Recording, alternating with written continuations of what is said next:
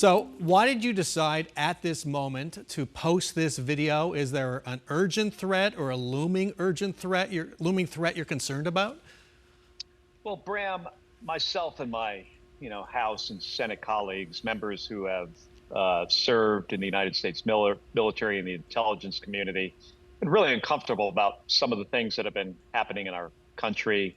President deploying troops to Los Angeles and Chicago. There was a recent ruling by a judge that says that deployment was not legal. We'll see what the Supreme Court ultimately says. You combine that with just other things the president has said previously. You go back to, his first presidency, and he had had talked about shooting protesters in the legs. He asked that question of his Secretary of Defense. He's more recently said when he spoke to all of the military's admirals and generals and senior enlisted, that he can send troops to U.S. cities and they can use that for training. This makes members of the military, including myself, rather uncomfortable. And we thought this was an appropriate time just to remind people what their responsibilities are to the Constitution. We all swear an oath when we serve in the military. As officers or enlisted personnel, we swear an oath. And, the oath says that it is for an officer, it's not to the President of the United States, it's to the Constitution. And the message we wanted to get out there was under the Uniform Code of Military Justice, a very simple message that members of the military do not have to follow illegal orders. In fact, they're required not to follow them.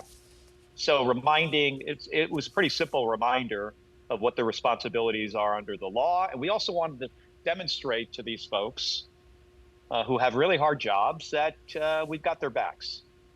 And so for veterans here, we have a large veteran community. There are those who might say, hang on, the president is the commander in chief.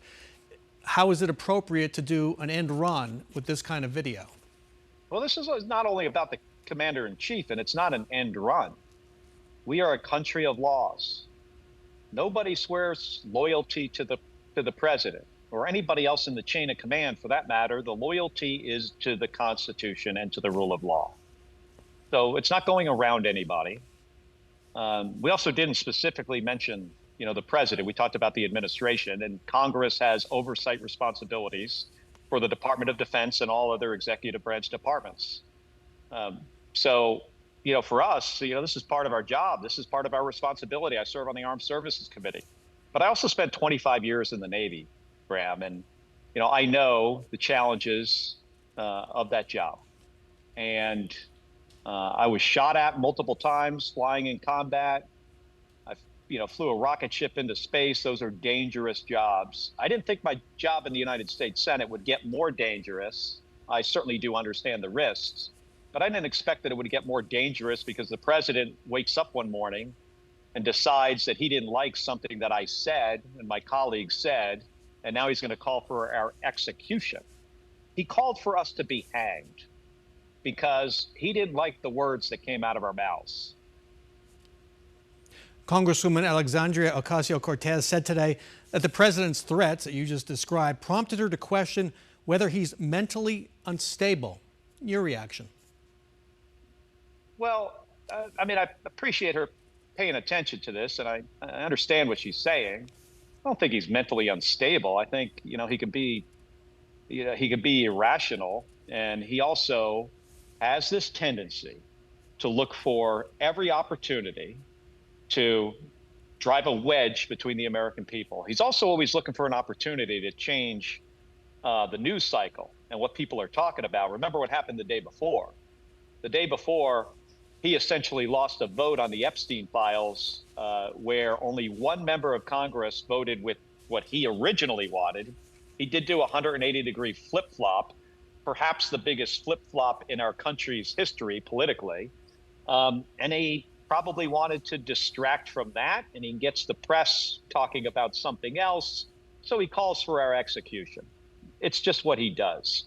We've seen this story before. We know who this guy is after, now 4.5 years, or 4 years and 10 months of him being the president of the United States. I think we all we all understand where he's coming from.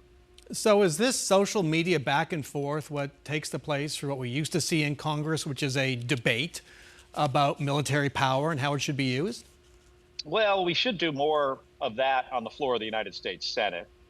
But a lot of people don't watch C-SPAN and watch debates on the floor of the Senate. We do some of it. We should do more.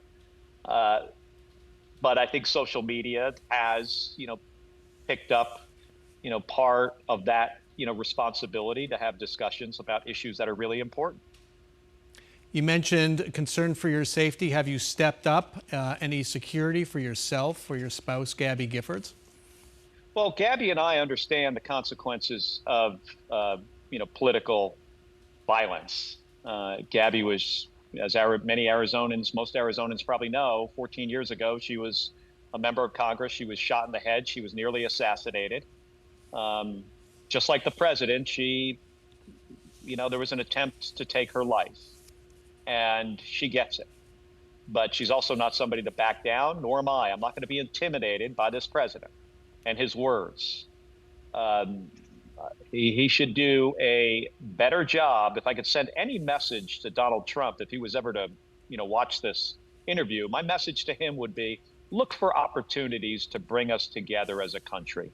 What he could have said about this video, Bram, is he could have watched it and said, of course, members of the military shouldn't follow illegal orders.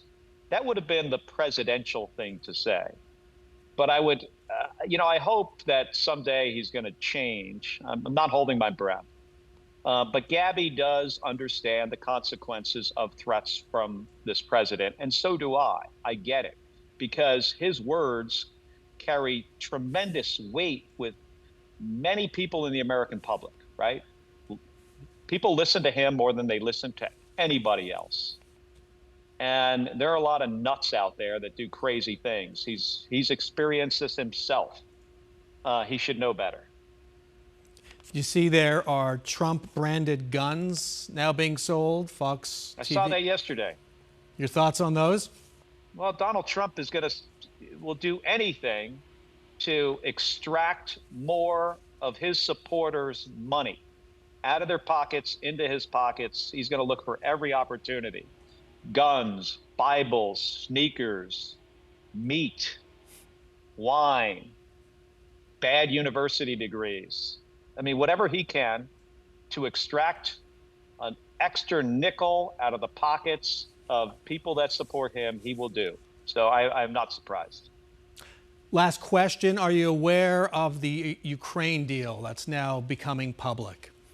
And if so, what is your reaction to what you've been hearing? Well, I was just talking to my colleague and friend, Senator Chris Coons of Delaware, who is one of the more senior guys on the Senate Foreign Relations Committee. I serve on the Intelligence and the Armed Services Committee. This is a big concern of ours. He is at the Halifax Security Conference right now, and this is, as you would imagine, this is a big topic of discussion.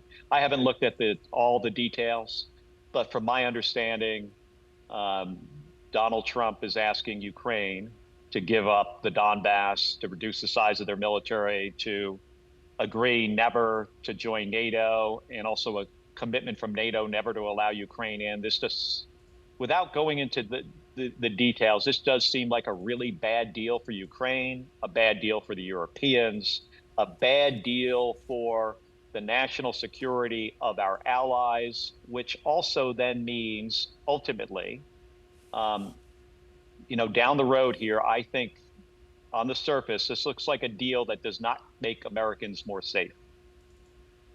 That's all I've got, sir. Thank you so much for doing this. Best wishes to you and the family for a happy Thanksgiving.